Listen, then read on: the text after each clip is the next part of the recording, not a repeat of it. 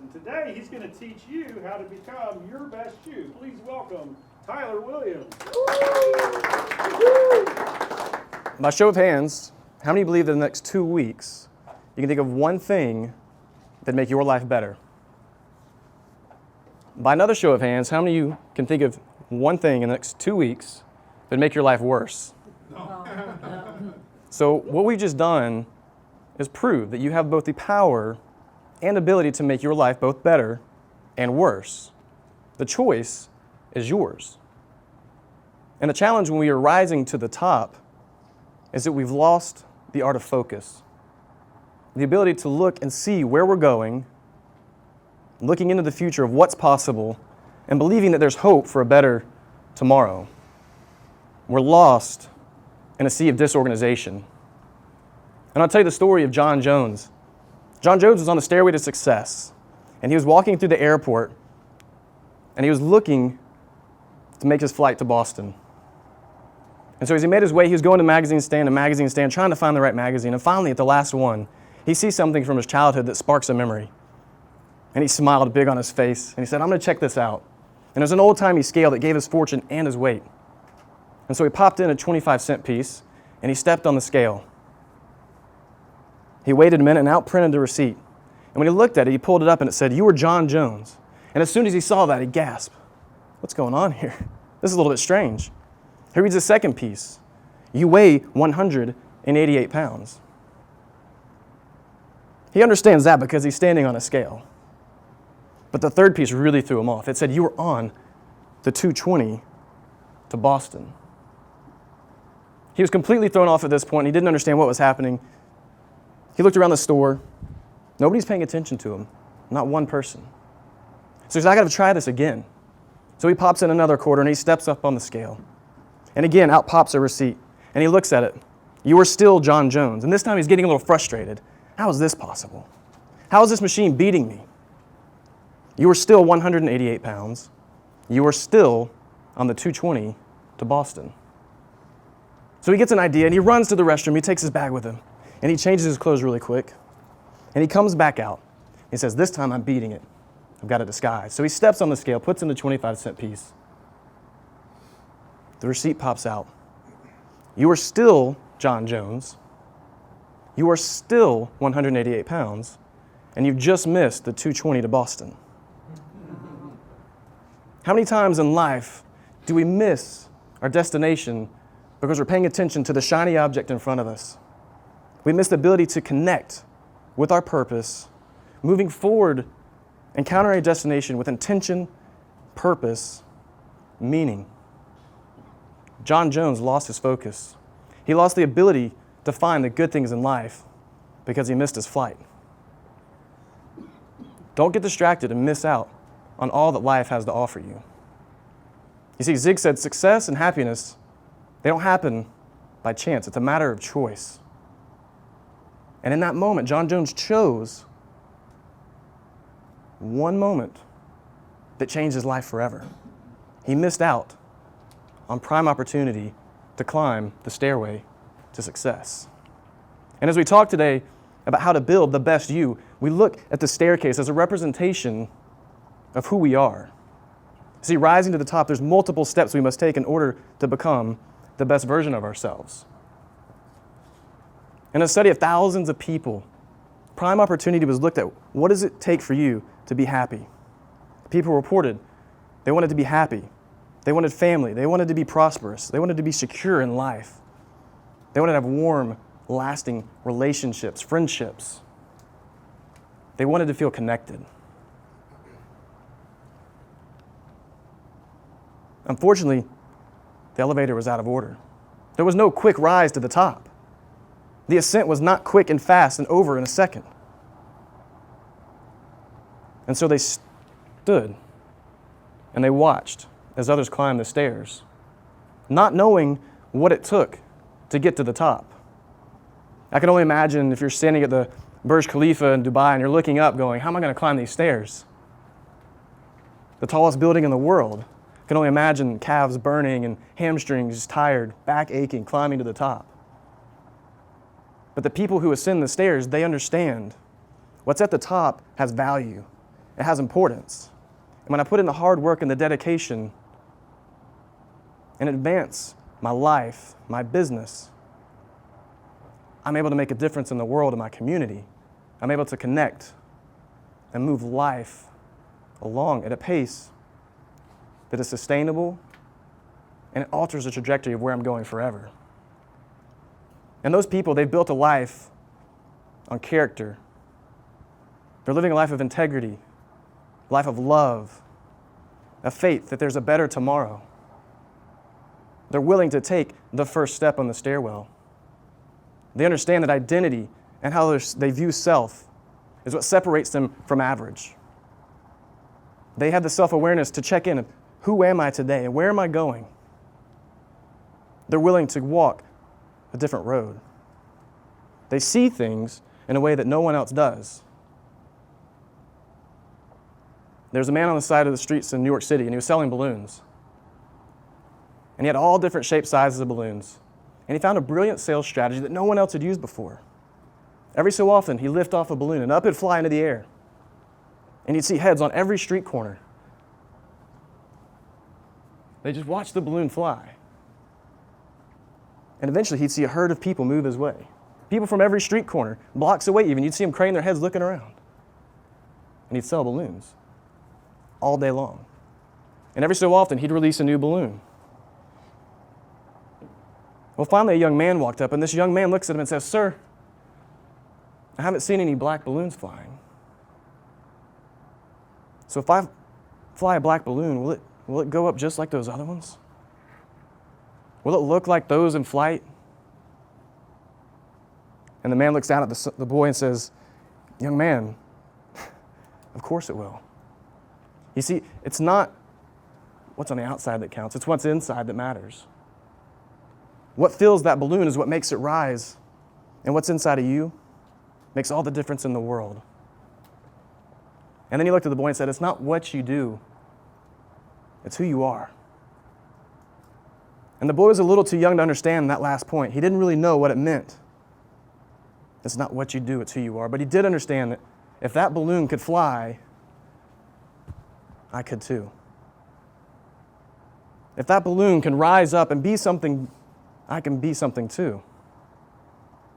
Against all odds, he can rise above the noise and be different, make a difference in his community. You see, that man recognized the true potential of that boy. And forever, that boy was able to move forward in his full potential, one day becoming who he was supposed to become. A man with purpose and a vision for his life. And the thing that all successful people do is they create highly effective habits. They don't just celebrate the big victories. You see, they make victory lists. They make lists that last daily. I made my bed this morning. Victory number 1. Small but effective. And every day, making lists and checking off the small and the large victories. So by the end of the year, you have a track record of success. You see, we're all dreamers by nature, whether we recognize it or not, because we all have purpose, and we all have abilities, gifts and strengths that change the course of lives for ourselves and others when we tap into them. But we've lost the belief that it's possible. And when we make the victory list, we're able to go back and see, I had success today. I had a failure today. I had 2 major successes this day. I had a wow success this day. And I never forget, because you have a history. Leaders also use adult language. You see, it's nice to think about all the fun things we can do and the exciting things we can do and the projects that we get lost in. But real leaders use adult language. Discipline, determination, commitment, courage, sacrifice. The words that are challenging and hard, but the words that move us from A to B to C, and finally to our last destination with promise and with success. And to those words, they attach 4-letter ones: love and hope. And love and hope allow them to do work with meaning. and they enroll in Automobile University because they never stop learning. Those who rise to the top continually engage new ideas and principles to further their skills and knowledge. We can only play ignorant for so long. We only know what we know in any given situation. And so enrolling in Automobile University allows us to take our knowledge and commit to being better than we were just 1 second ago. Tapes, CDs, DVDs, podcasts, thousands of hours of learning to enrich our minds, to fill our minds with new beliefs and ideas and possibilities of what's out there. Who has a dream in this room? Dreams are possible when we believe. And only then are they possible. And once we believe, it's the skills and knowledge we gain that launch us in our plan of attack. You see, Zig said, you're where you are and what you are because of what goes into your mind. And you can change what you are and where you are by changing what goes into your mind. Automobile University, continuous learning, engaging new ideas, innovation, willing to learn, continuous growth. And my ability to learn and engage was never more present than as 11 and 12-year-old boy I had the opportunity to sing at the Fox Theater in Atlanta. The first year, my choir got the call to participate in a show. And so we make our way down to the theater, and we look in, we see a view of 4,000 people. And before we ever got to that moment, we had sound check. And you look out and you see this expansive space.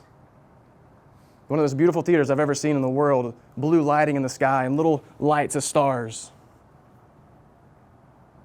And with the dreamer mindset of a child, not knowing all the worries of the world, all I saw was what's possible. And moments before showtime, my heart's racing, it's pumping, the excitement of what's about to go down. And as we skip down the aisles, 4,000 people, and we turn and look, it was one of the most amazing experiences of my life. But the first year, I didn't realize it was anything more than a fun experience. When we were invited back for the second year, I finally realized people do this for a career. This is real life for some people. They get to travel around the world, entertaining, bringing smiles and joy to people. And so the last night, the very last performance,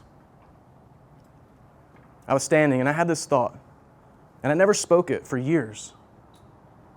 But it set deep inside and it said, this is what I'll do. I want to be an entertainer. It may not be Joseph in the Amazing Technicolor Dreamcoat, but I will be a performer. Now it's funny how just 2 years later, in one bad performance, the declaration that I made that I'll be an entertainer disappeared. One bad performance. First song, I forgot the lyrics. And it was a room about this size, about this number of people. I didn't know what to do, so I walked off the stage and I stood in the hallway. And I looked back at my friends still playing music, entertaining the crowd, not wanting to disappoint. And as a middle school student, I said, I'll never do that again. I'll never encounter that moment again.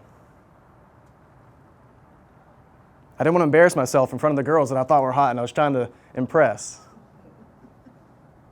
I didn't want to feel ashamed of myself that I wasn't good enough. For 10 years, never sang in public again. And I didn't just sing in public, not sing in public. I didn't share my voice. You see, I played on the lie that I was an introvert, so I just shouldn't share my voice. I should be the quiet guy who just blends in. Whether you believe it or not now, this never would have happened 10 years ago, 15 years ago. Too scary. I don't want to mess up. I don't want to fail. But it was through taking risk, realizing that failure is just an event, not a person, that I was able to overcome and step into something greater, believing that I had the ability and the power to do this once again. You see, I took the risk to stretch myself and gain confidence. And after 10 years, I went to a night of karaoke and I was able to step on stage and deliver one performance. And that one performance excited and sparked opportunities for another performance. And soon, my friends said, you have to do this. You have to keep doing this. You have a gift. I was terrified. And I didn't believe him at first. The pain was too great, and that moment stood out too strong. But I took their advice, and I kept taking step after step after step, working on my self-image, the belief that I had what it takes to do this. And so it turned from a moment of karaoke, turned to open mic nights, and open mic nights turned into full band acoustic, and full band acoustic turned into live shows to where I can perform in front of hundreds of people, even thousands of people. And not that every performance is perfect, but I realize that I have a voice, that who I am matters, that I have enough difference to make in my world, in my community, that just by sharing my voice, both as a speaker and a singer, that I can influence others to dream, to believe that once was there, that was lost, it never was lost. Just needs to be re-engaged, the belief that you have what it takes and the ability to overcome any obstacle you've ever faced in your life. And because of that little belief, it helped me build better relationships. Through my journeys of struggle and triumph, I came across people who were willing to come across and help me on my journey. And as I helped them, they helped me. You see, we're both the teacher and the student at any given time, transferring information back and forth, the belief that you can help me and I can help you, because you have greatness inside of you. And we uplift each other and we bring each other to a place never seen before, because we're building the belief that you are significant and you have value to add to this world. You see, what we bring to the world echoes back to us. So think back to your family relationships, your friends, your coworkers this past holiday season. How many of you were really excited to spend time with everybody? Just maybe one hand went up. What if we echoed back something different? What if we looked at everyone around us with the gift that they really are to this world and had the belief that you are significant, that you're valuable, that you're worthy, that you have a gift to offer, that you're not a waste of time, that you have a voice, that you have a name, building relationships along the way that help us move ourselves further and further along. You see, we must become good finders, looking for the specks of gold within each person. Not wasting another minute on the junk and the bad stuff. We all know it's there. We all see it. Maybe we don't see our own junk, but we see the junk of other people. But good finders know the difference. And they know how to establish and build winning relationships. All it takes is cutting the double standard. You see, we judge ourselves internally. I'm not good enough. I'm not smart enough. I don't have what it takes. And we shrink back into the corner. At the same time, we judge other people for their appearance, what they said, what they look like, how they move about the room. Winning relationships are built with people who see the greatness, the wonder of each person that's present in the room. And because they built winning relationships, they were able to focus on their goals with greater clarity because they weren't worried about the other junk behind them. They were able to create laser focus. Instead of having wandering generalities, they became meaningful specifics. Instead of having 15 targets and bouncing from one to the other, they were laser focused. Target after target. This target's done, move to the next one. Their focus never waned. They knew their purpose because they knew their identity. They had the support and a team behind them that said, I believe in you. You can do everything you ever dreamed of, but you have to have focus. And so they pulled their sights back, target after target after target. They never let their sights wander.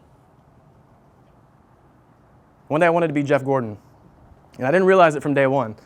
My first NASCAR race I attended, I was in middle school, and I just thought it was really cool. And over the years, I started watching it more and more and more. And finally, during this time when I kind of shut down my desire to perform, I saw NASCAR as an opportunity to still exercise the adrenaline rush that you felt when you're on stage. And so I had this idea that I wanted to race NASCAR. I had no idea how to do it. My mom's brothers were mechanics, and they had done mud drag racing. We had no idea how to do circle track racing, and I certainly didn't know how to get funding for it. And so for years, I read magazine after magazine, I watched every race I could, I listened to interviews, and I learned and I paid attention just enough to have a wildly audacious goal.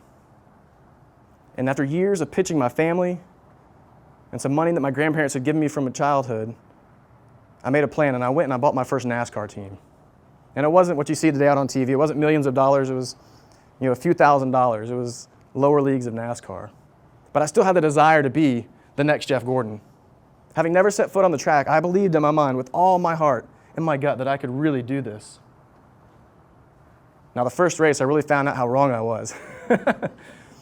Got lapped within a few laps. Didn't go so well. But what I learned is you have to have a goal.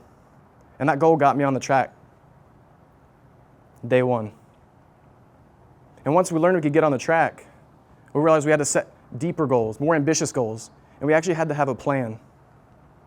Because those goals released a power in me that was undeniable. I wanted more. I was not satisfied with the status quo. I wanted more and more and more. Because I knew what I was capable of. I knew I could win a race. I just needed more time, more energy, and more focus to get what was expected out of me. The question becomes, well, how do I do that? And at the time, I didn't know. I just knew that I had to set a little bit more specific goal. But today, I know that the 7-step Ziegler method of goal setting and achieving is the most powerful method for achieving everything you want and desire in life.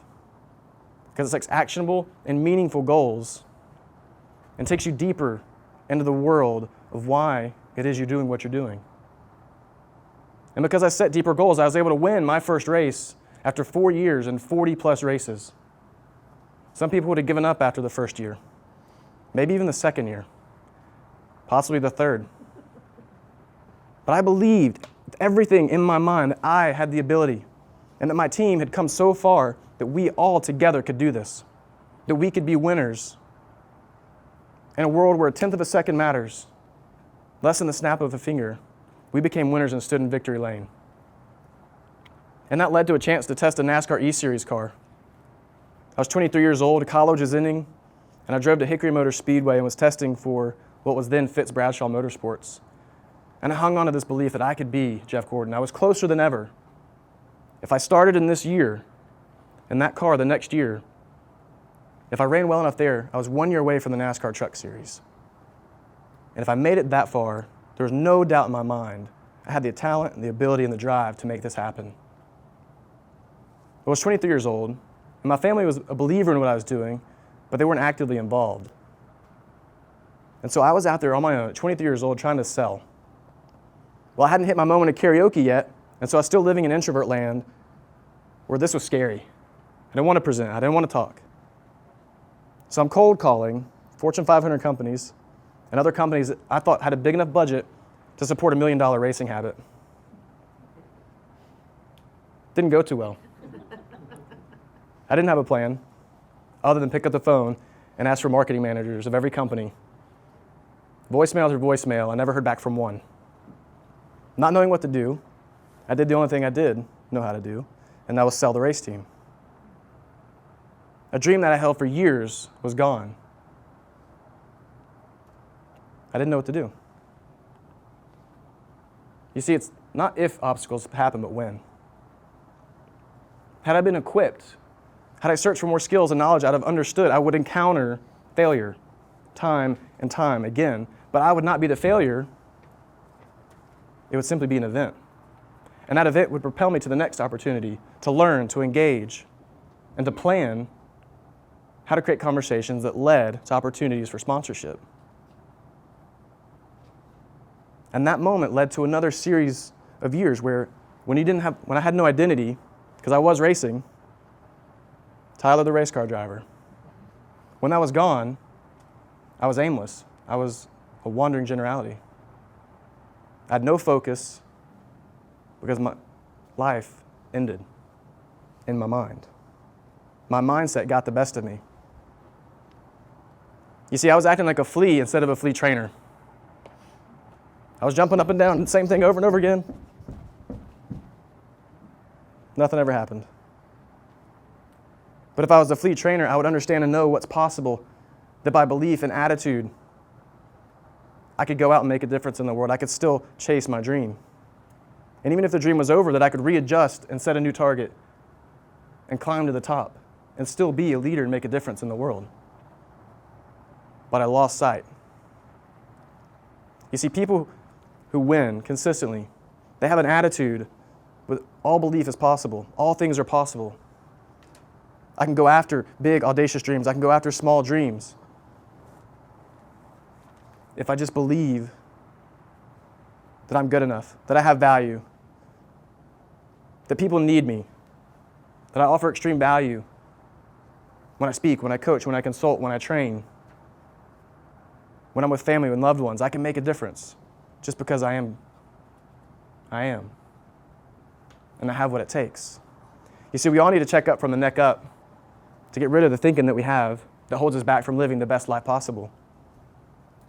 And in the case of my racing career, I had major Lyme disease. I laid up on the couch and I thought, poor, little, old me. I'd watch my friends who had family members who had businesses and connections to other people who had hundreds of millions of dollars.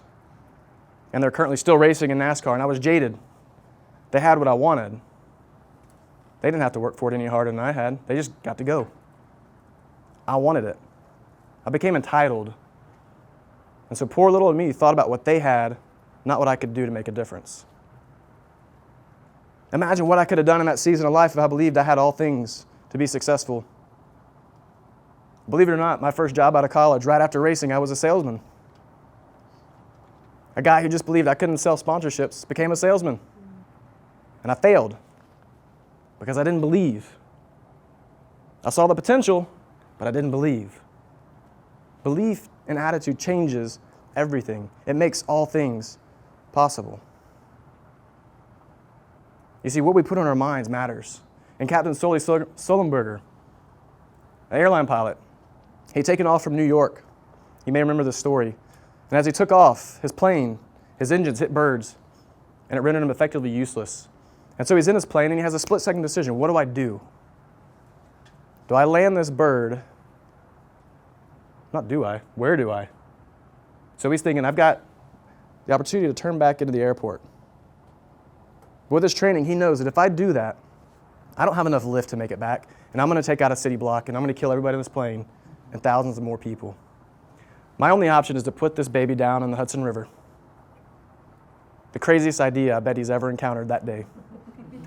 And his response was that one way of looking at this might be that for 42 years, I'd made enough deposits in the bank of experience, education, and training that when the day came that it was possible for me to make a deposit, a withdrawal so large that it saved everyone on that plane. You see, he had an attitude, a belief. You might say, well, it's the only option. I'd say it's education, experience, and training. He had practiced, prepared for the moment, and when all things came down to it, he brought every passenger home safe, changing their lives forever. He did work. He put in the years to become the best. He didn't jump in the elevator. He made his way up the stairs and climbed daily, every single day, knowing that each day he'd be better than he was the day before. I bet he relied on the wisdom of ages, going back through manuals and flight plans of people who'd been there and done that, looked at every crash and opportunity where people had failed, learning from past experience, just like we can take our opportunity to learn from other people. Year after year after year, we can go back and look and study and see where people have been and learn where we can go. There's wisdom to learn how to move ourselves forward and become the best version of ourselves. You see, too many people believe there's free lunch. But I can look in your eyes and I know you all know there's no free lunch. those that rise to the top, those that become the best in their fields, world-renowned, that achieve mastery, they understand that hard work and dedication and sacrifice is required. And the years that Sully put in to become the best allowed him to save the lives of others. And whether we're remembered forever throughout time for what we do, our family are the only people who remember our names, there's never a free lunch. We always have to put in the work to earn. Benjamin Franklin said the U.S. Constitution doesn't guarantee happiness, only the pursuit of it. You have to catch up with yourself. Stuart Cathy always talks about second mile service. And so I love this idea of being able to go the extra mile and finding out there's no traffic. It's wide open territory. To be a difference maker, we go the extra mile. We go beyond what's expected. We change the lives of other people by helping them see the possibilities are endless. We open a road and the speed limit opens up.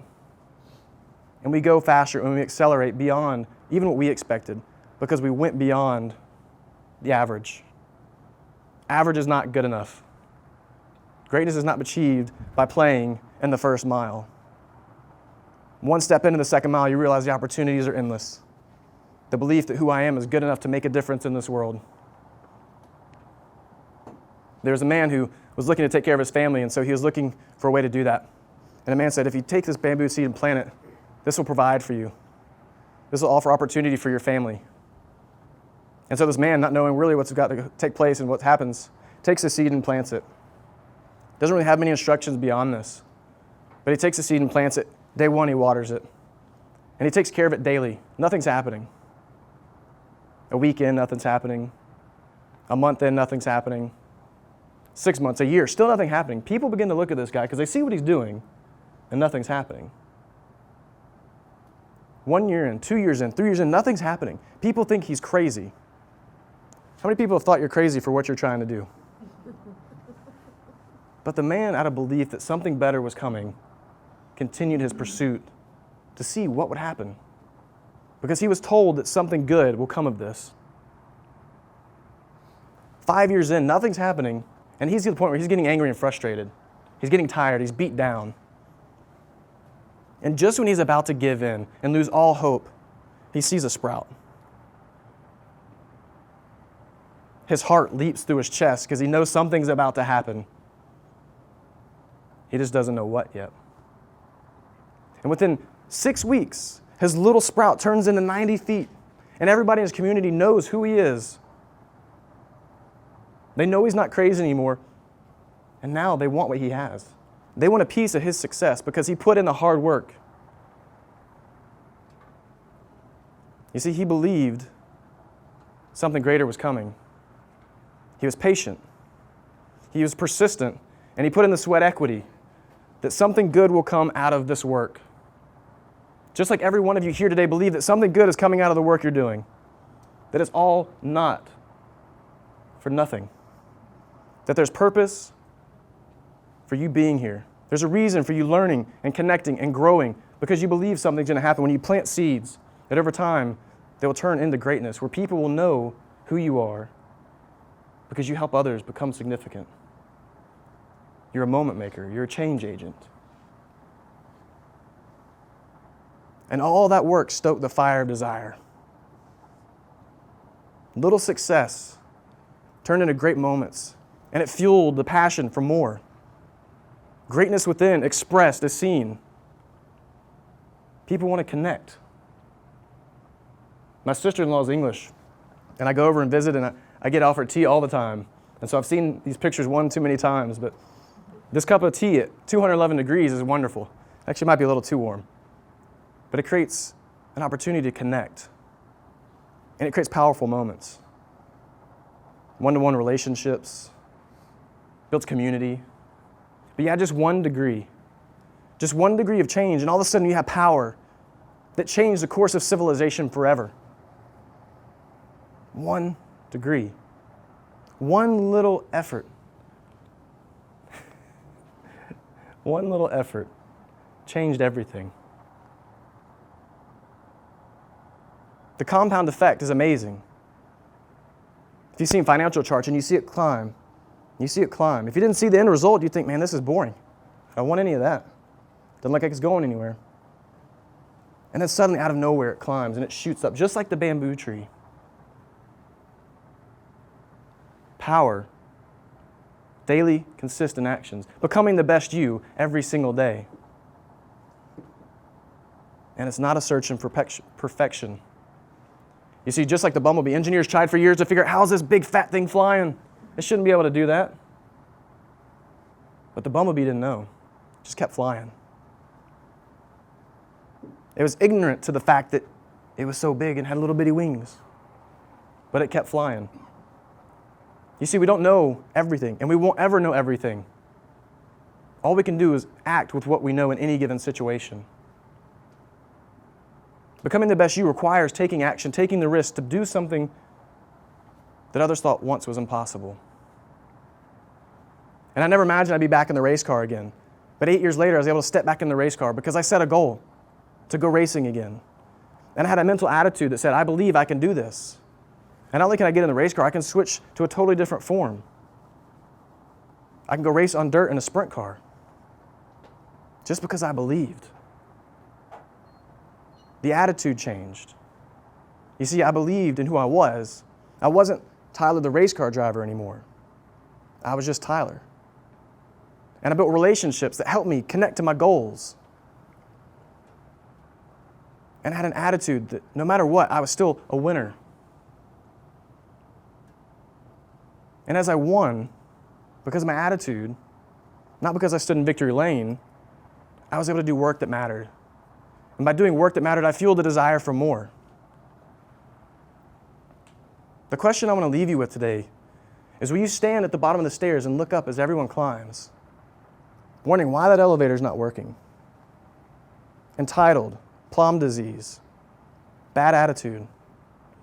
Or will you look at the stairs with excitement and opportunity and the belief that you have what it takes, that all your dreams will come true if you believe that you have what it takes, that you can be the best, that you can make a difference in your life, that you can make a difference in the lives of others. All it takes is one thing. And I'll leave you with this. Zig said, discipline yourself to do the things you need to do when you need to do them. So the day will come that you'll get to do the things you want to do when you want to do them. You see, greatness isn't born overnight. It's not a split-second decision, an elevator ride to the top. It's daily, consistent actions, believing that you have everything it takes to become great in this life, helping others become significant as you become significant yourself. Thank you so much.